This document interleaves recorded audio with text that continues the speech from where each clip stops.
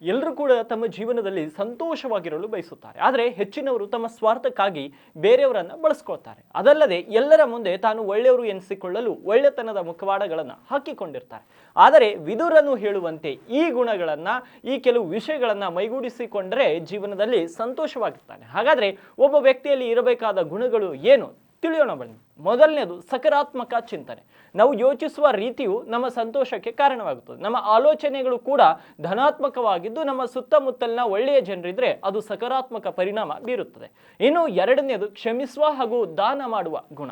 ಶ್ರೇಷ್ಠ ಗುಣಗಳಿರುವಂತಹ ವ್ಯಕ್ತಿಯ ಸಹವಾಸವು ಕಲ್ಪವೃಕ್ಷವಿದ್ದಂತೆ. ವಿದುರ ಹೇಳುವಂತೆ ಕ್ಷಮಿಸುವ ಗುಣ ಇರುವವನು ಮತ್ತು ದಾನ ಮಾಡುವ ಹೃದಯ ಉಳ್ಳುವವನು ಜಗತ್ತಿನಲ್ಲಿಯೇ ಶ್ರೇಷ್ಠರು. ಈ ಗುಣಗಳು ನಿಮ್ಮಲ್ಲಿದ್ರೆ ನೆಮ್ಮದಿಯ ಬದುಕು ನಿಮ್ಮದಾಗುತ್ತದೆ. ಇನ್ನು ಮೂರನೇದು ಹಿರಿಯರನ್ನ ಗೌರವಿಸುವ ಗುಣ. ಪ್ರತಿಯೊಬ್ಬರ ಜೀವನದಲ್ಲಿ ಹಿರಿಯರ ಪಾತ್ರ ಬಹಳ ದೊಡ್ಡದು. ಹಿರಿಯರನ್ನ ಗೌರವದಿಂದ ಕಾಣುವುದು ಪ್ರತಿಯೊಬ್ಬರ ಜವಾಬ್ದಾರಿ. ಹಾಗಾಗಿ ಈ ಮೂರು ವಿಷಯಗಳನ್ನ ನೀವು ಕೂಡ ಜೀವನದಲ್ಲಿ ಅಳವಡಿಸಿಕೊಂಡ್ರೆ ನೆಮ್ಮದಿ, ಸುಖ, ಶಾಂತಿಯಿಂದ ನಿಮ್ಮ ಜೀವನವನ್ನು ಸಾಗಿಸಬಹುದು. ಇನ್ನು ಈ ರೀತಿಯ ಹೆಚ್ಚಿನ ಮಾಹಿತಿಗಾಗಿ ನಮ್ಮ ಪೇಜ್ಗೆ ಫಾಲೋ ಮಾಡೋದನ್ನ ಮರಿಬೇಡಿ.